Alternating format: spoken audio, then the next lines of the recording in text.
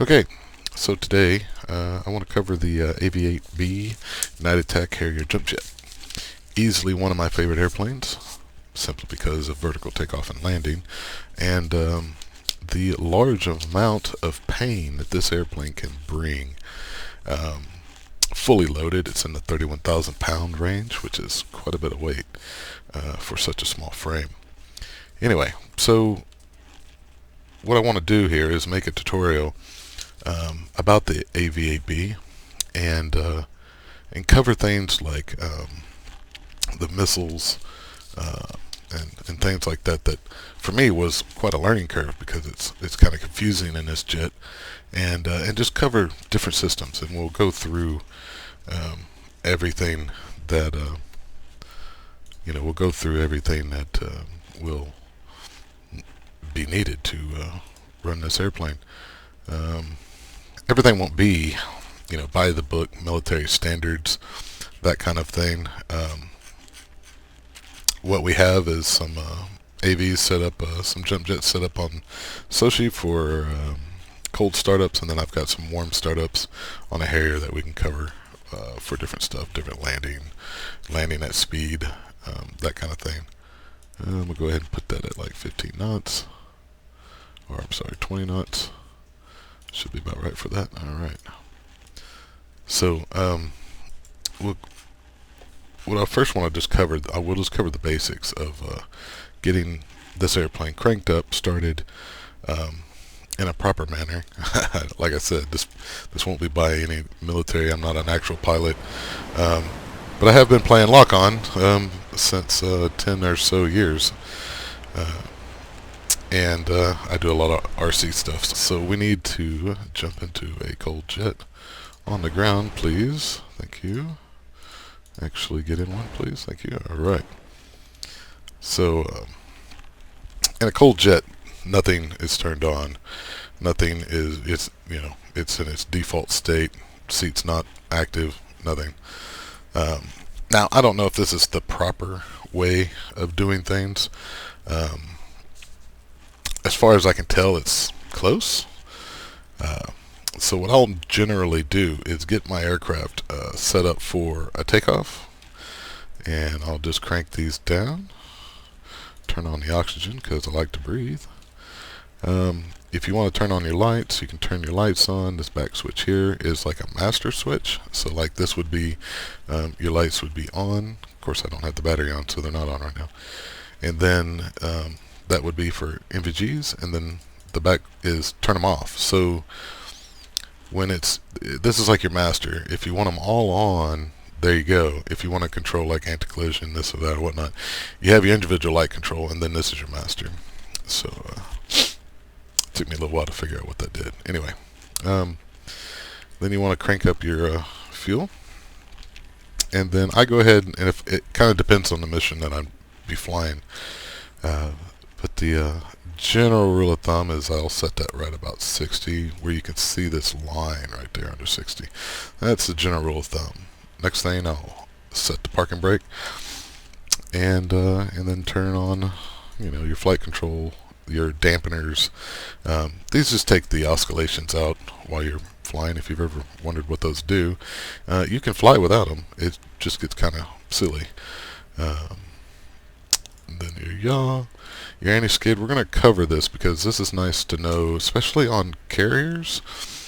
And essentially, you have this is your caster mode when your front wheels in caster, and then to do your steering, it's Windows in. You hold that Windows in is I think the default, and that will turn your rudder into steering. And then if you have it in the down mode in WS, now it's stuck into steering mode, but when you use window in, it will go into a high gain mode, so that your steering is even more,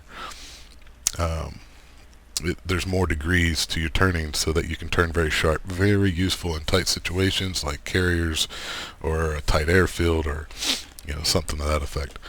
But we'll go ahead and I'll cover that when we take off and just show how it works. Then I go ahead and put my flaps into short takeoff. This is the power for the flaps. I when we take off, you flip that up to water. The top one is takeoff, bottom one is landing. I believe I'm rolling. Okay, so alright, so that's my basics. Set the fuel. People forget this one, and then of course always make sure you have your oxygen on.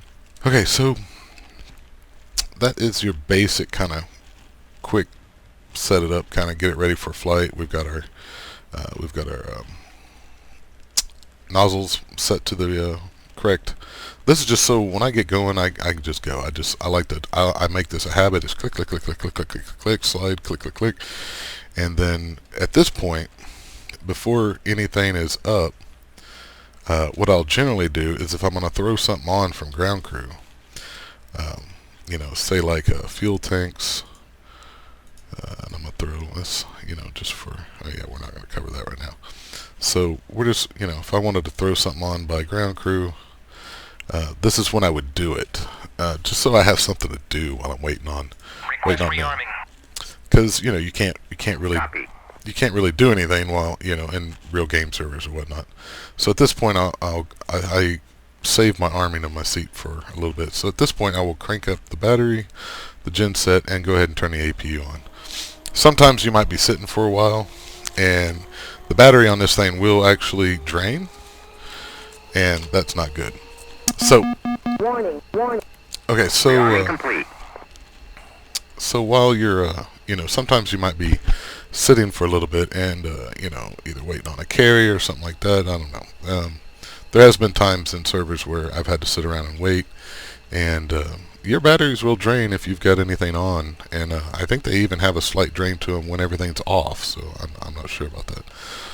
Don't catch me lying. So anyway, while that's done, we've already got our extra fuel, and it's at this point I'd go ahead and crank up the airplane. While the jet's cranking up and spooling, that's when I'll go ahead and turn these on. You can do this at, you can do this whenever you want. Like I said, I don't think there's probably a real protocol.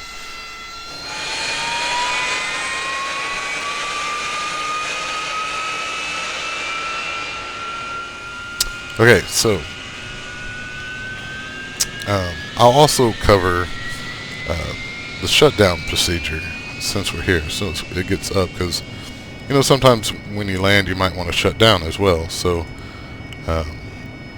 and the easiest way for me to do that is just to come over here to the fuel, and you can either just cut these three off, or default is right Windows T, which is the throttle cut, and then just move your throttle all the way back. And you have to do that because if you don't do throttle cut, you will won't be able to get it started again. Because see, when you pop it out, it doesn't go the throttle won't go all the way back. The engine will not start, by the way, unless you hit that Windows T and go throttle cut.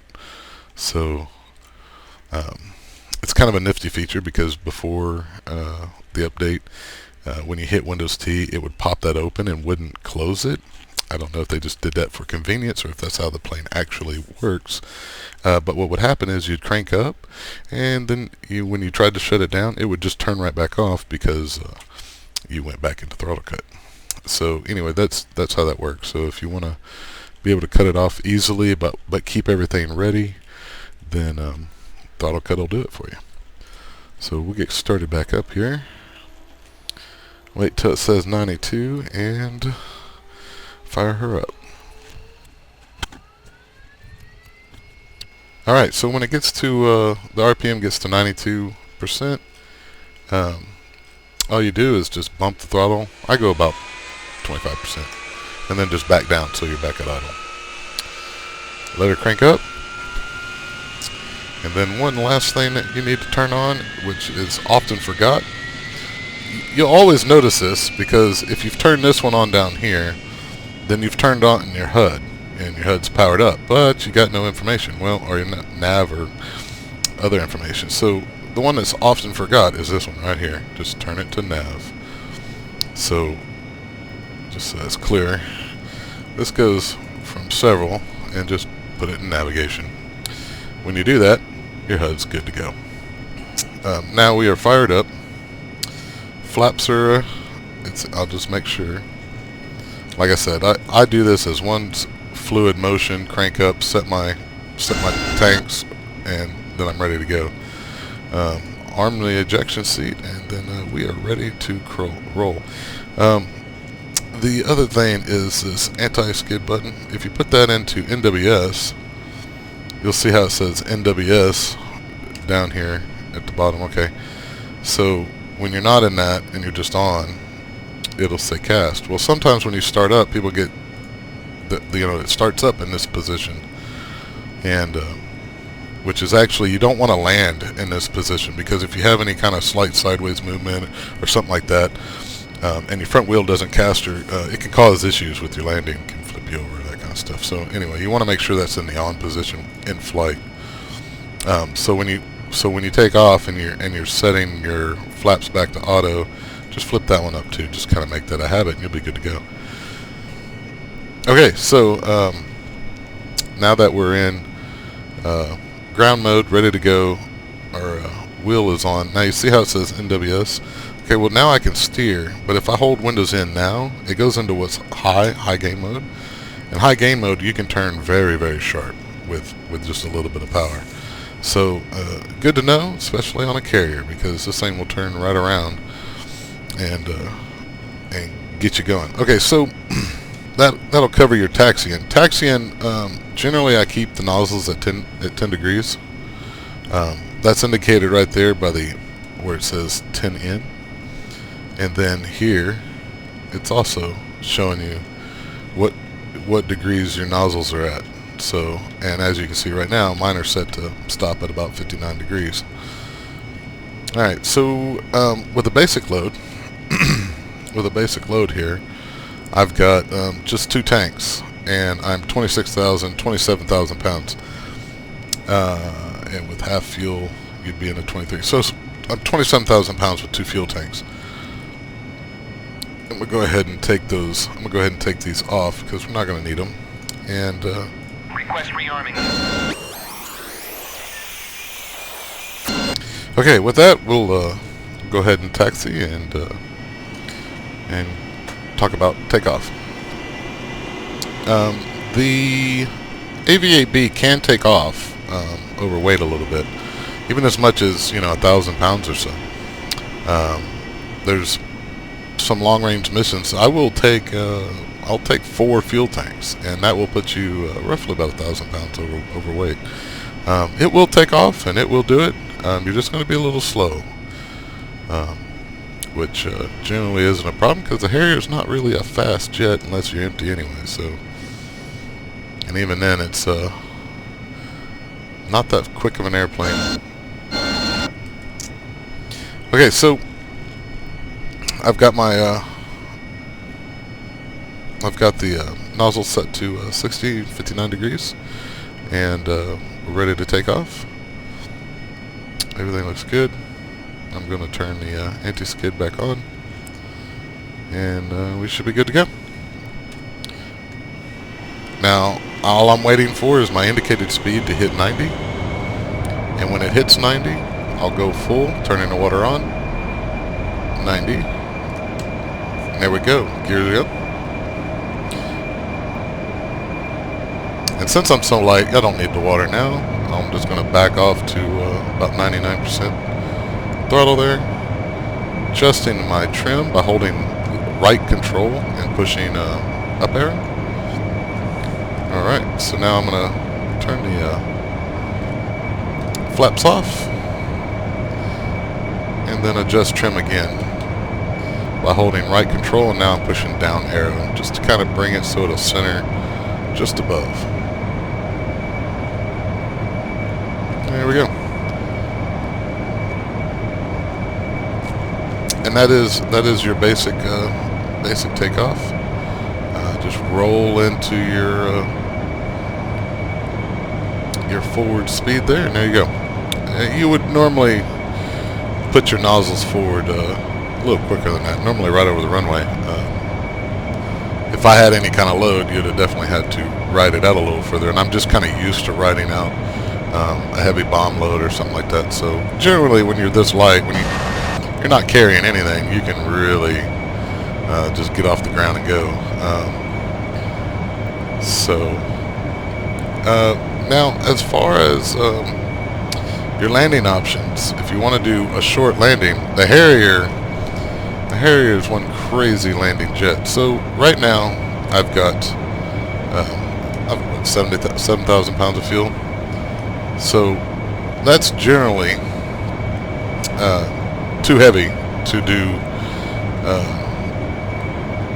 a vertical landing, and you don't ever want to try to do a vertical landing with more than 2,700 pounds of fuel on board, because it will ruin your day.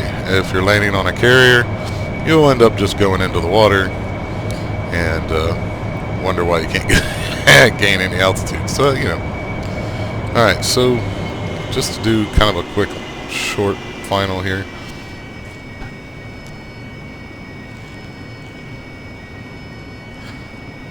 I'm not doing this exactly proper because just for the sake of time here, but we will come in while it's slowing down. I'll just trim just a little bit. Go ahead and put into short takeoff, and at this point we want to go ahead and turn our nozzles all the way back without crashing. So here we go, get kind of quick and dirty lined up here, and we just want to use our altitude. We got a little bit of altitude. It makes it a lot easier because you're just coming in on flaps, and we took off at 90. Generally that's about where you want to be, so I'll just back it. I'm backing my nozzles to 30%, and you can either do this a little fast. I'll even show how you can do a quick stop. The Harrier, since it can turn all the way to 99 degrees on its nozzles, you could actually stop yourself while coming in, almost like a reverse thrust, but you can use it to control your forward speed in flight. So as you can see, my gear, now I'm putting my gear, landing gear, and your landing gear will also put your speed brake on. And all I'm doing is watching that velocity bubble, the velocity indicator there, and I just kind of point it towards 50, 20, 30 yards off the runway there, and then as I get down, just start pulling it up, and then just keep constantly bringing it up while adding some power. Then go down on your nozzles. Just ride her out. Right about 90, touchdown. There you go. So I like to do the nozzle movement right before touchdown. Just because, like, if you're coming into a carrier operations are a little bit different. But for the sake of just being safe, and if you need to go around, you can always just power back down at 30% and go right around. And yeah, so that will cover the short takeoff and landing. Okay, so now we are going to cover, that covers the just quick takeoff and quick landing of the jump jet. We want to cover now how to do vertical landings.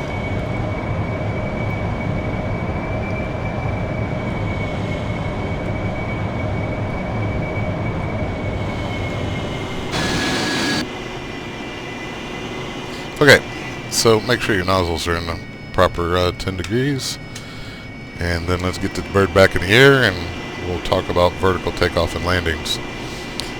The idea of vertical takeoff, need to turn the water on. The idea that you're going to do any kind of vertical takeoff with with anything more than about 2,500 pounds of fuel, you can just forget about, because it's just not going to happen. You bird will just have a hard time getting off the ground. So as we come around to come around the airbase here, one of the first things we'll need to do is go ahead and come over here and dump fuel. So right there on your fuel dump, don't turn your fuel pumps off, hit the dump fuel. I never did understand why they'd put those so close, but that's engineers for you. Okay, so I'm still in my... Go ahead and turn those off for now because we're going to be dumping fuel for quite a while. And we'll come back to this when we're done here.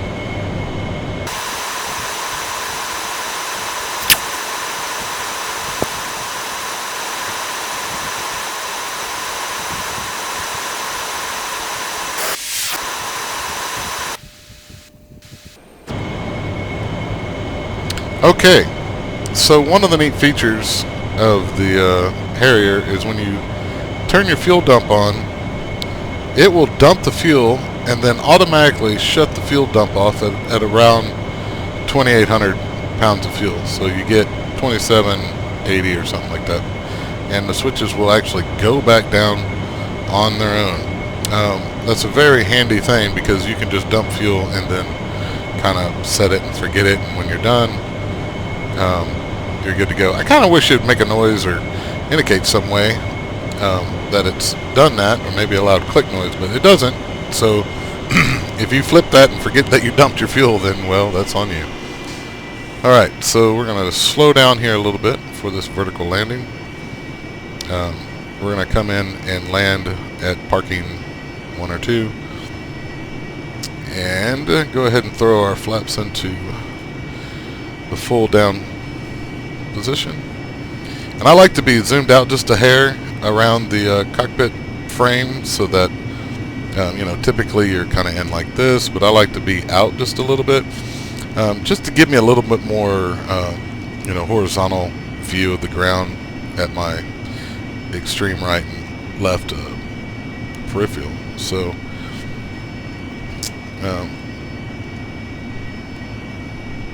as you're coming in, I'll just slowly start backing down the nozzles. And this is not how you properly land at an airport, but just for the sake of time.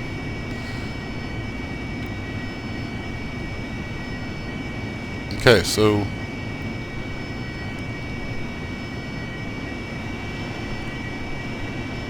landing gear, landing gear. Yep. Now you turn your gear on. Now I'm around 150. I'm turning the gear on, which turns on the speed brake, and you will start slowing down pretty quick at that point. And it's at this point you got to start balancing your velocity bubble. All I'm watching is that velocity bubble. Turning my water on to landing. Now I'm at 70. Now I'm controlling the velocity bubble to bring me in level. Still a slight down. Trying to get over the taxi lane. There you go. And now you can kind of control your velocity bubble when you get it to about 80, 88, 90 degrees. You don't want to, if you're a little heavier, you do not want to let that velocity bubble get too far down, because if it does, you will drop out of the sky. You'll get into your jet wash, and you'll start sucking in hot air, and make less power, and boom, on the ground you go. Okay, so just to taxi a little bit, at this point it's a helicopter. If you got any helicopter experience, it's basically a twitchy helicopter. You can rudder. It's just kind of a slow maneuvering helicopter with a really quick down. Think about a helicopter that will just drop out of the sky when you tell it to. But it is super controllable. You can literally park this thing on a dime. You can whatever your flight capabilities are, it will do it. So I'm just going to get in here into this taxi area.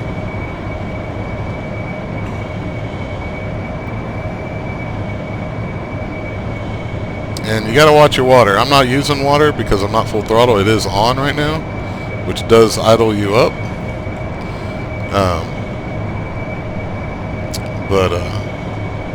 I'm only in the water when I go full throttle and I get the indicator.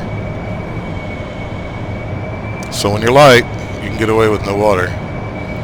When you're a little heavier, you won't be able to, and your timing won't be on fuel. It'll be on the little 500,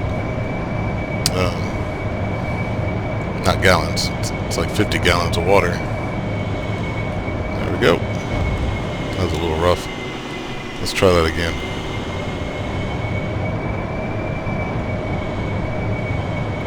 Let's try that one more time. That was rough. Pull her back. And set her down. Okay, so a lot of times you gotta hit the brake. If you're on a carrier, you're gonna have to set the parking brake at this time too. So that's fuel dumping, which is extremely useful. If you want to make a safe vertical landing, you will have to dump your fuel. That's just all there is to it. You'll also have to dump anything else that you might have on. If you got any rockets or bombs or fuel tanks on, you'll have to dump those as well. Alright, so that covers your long and short takeoffs, your vertical landings. Vertical takeoff only happens when you're light, which is rarely ever. The Harrier is more of a short takeoff aircraft than a vertical takeoff, and that is the main bits of that. Let's go do a carrier takeoff and landing and just quickly cover that.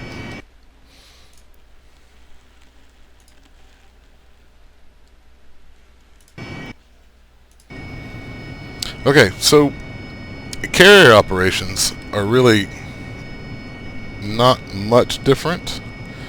What you will find is if you're heavy, because you generally will not get to 90 knots before the end of the runway, you'll generally get to about 75, 80 in most cases. I have my own little trick to get a little bit more speed out of it, but we can cover that. You'll generally find yourself having to bump this down sometimes to about 65 maybe. And that's just so that you can get off the ground.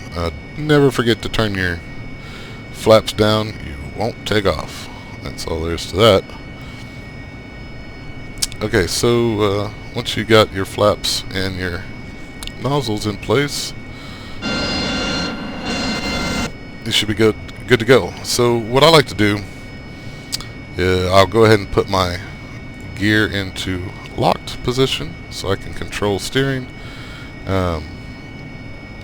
and then I will go ahead and get my water turned on now so the engine's idled up. Hold brakes, full throttle, hold the brakes until it starts to break free, so you're fully spooled. Get ready, go 0 on your nozzle, and there you go. So you saw I got the 90 there, but I'm also not mission loaded. I'm extremely light. Let's go ahead and get into full flight mode here. Get her going. Landing gear. Landing gear. Okay. So, I'm already doing about $4.30 of speed, and coming around for a carrier landing. I'll go ahead and put my flaps down. Make sure my wheel is not locked and is in caster mode. And then as soon as I get straight here, I'm going to put my gear down. I'm already behind.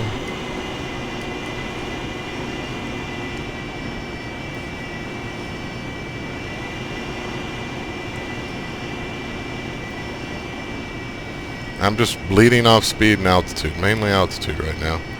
As long as my speed stays in the 200s, we'll be alright.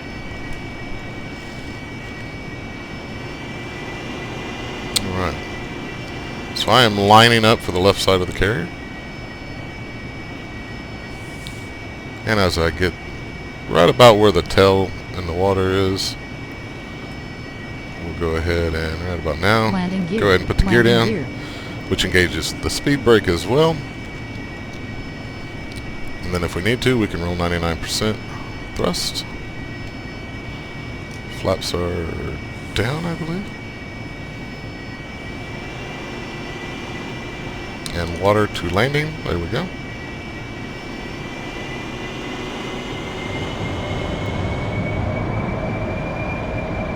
Let's see, I just used 99% on the nozzles to go ahead and slow me down.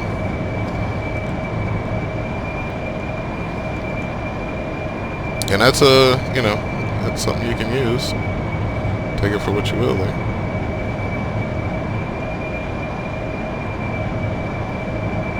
Okay, I'm still a little heavy because I haven't dumped my fuel. I'm at 5,000 pounds of fuel, which makes me a little bit heavy, so I'm actually using water now. And you just pull up next. Slide in. I got some real backward speed here. Let's get her down. There we go. And down. On the Carrier, what you'll want to do is you'll want to alright, so if you get that little smoke thing, it's just your nozzles. If you put your nozzles back to like 10 degrees, it goes away. Yeah, that was very annoying. So, on the Carrier, you're going to want to set your parking brake. At least you'll it helps with sliding, moving around on the deck and whatnot. Now, if you remember, this is where we talked about using let me find my parking brake. Where's my parking brake? There it is. Alright, remember when we were talking about having that down? Okay, so you want to have that enabled, and then Windows N, I believe, is the default. It kind of helps to have your throttle, your nozzles at 10%. 11 is fine.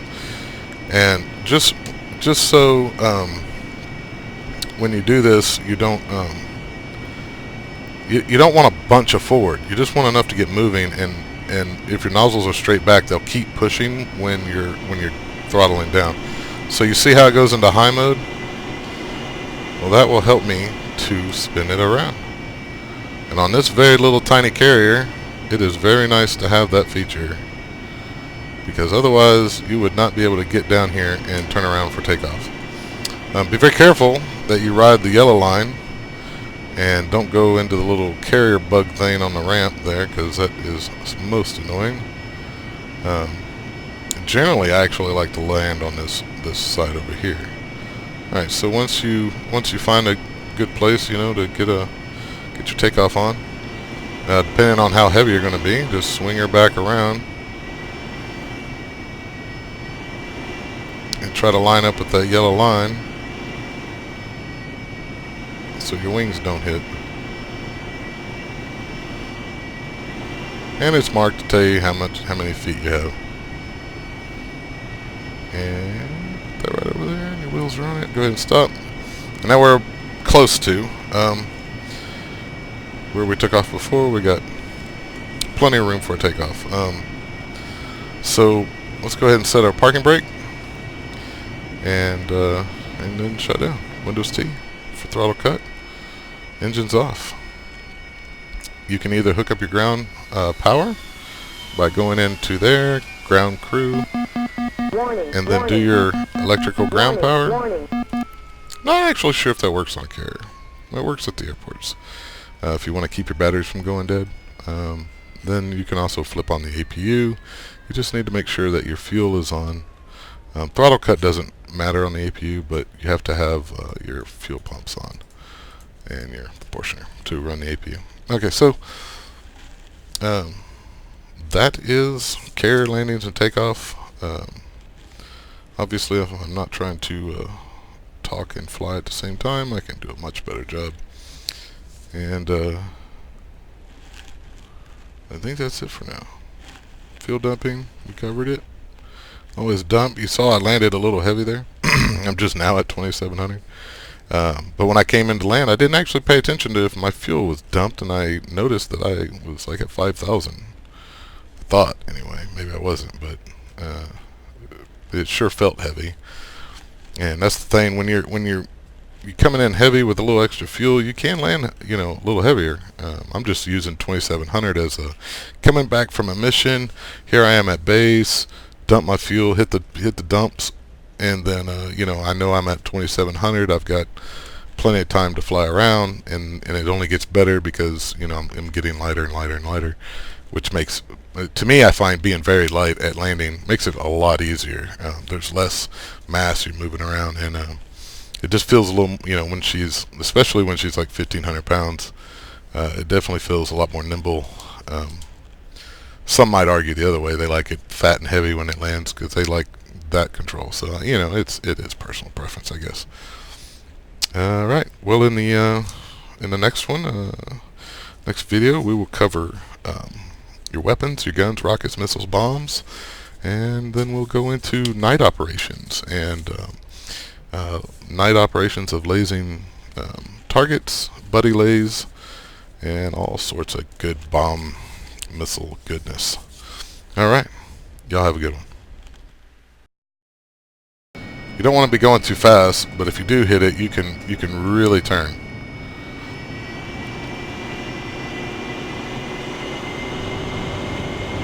I mean, it's pretty steep.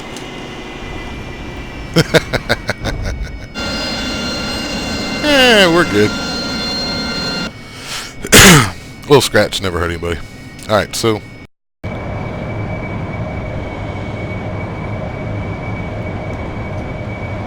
okay, and then just kind of scooter on in, nice and sideways. Remember, the carrier is doing 20, and I've already got it. Yeah, see, I panicked on that. Just don't let her drop. Carrier's still moving on me. I need to do 20. There we go. The Harrier is pretty forgiving. Once you quit stick slamming it, it's actually a pretty forgiving plane. You can normally fix an issue that you had there, and a little too much forward. There we go.